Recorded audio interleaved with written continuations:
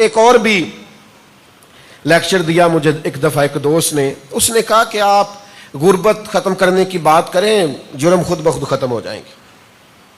آپ ہر روز اصلاحی تقریریں کرتے ہیں، لیکچر دیتے ہیں، جگہ جگہ جاتے ہیں، ملکوں گھومتے ہیں، اتنا بڑا میڈیا سیٹ اپ، مختلف جگہوں پہ بات سننے کا موقع ملتا ہے، آپ غربت ختم کریں، گناہ ختم ہو جائیں گے۔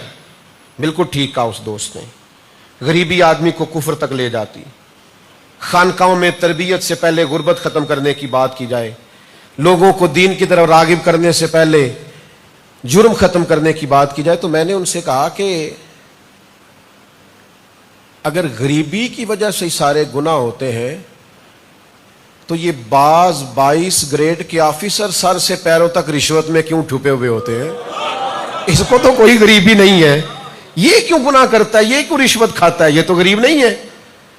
یہ کس طرح لوگوں کو لوٹتا ہے، یہ جو لین دین کر کے اور پلاٹنگ کر کے اور مال کماتے ہیں، کروڑوں روپے کے مالک کے پہلے سے لوٹ کے نکل جاتے ہیں، یہ تو غریب نہیں ہے، یہ کیوں جرم کر رہے ہیں؟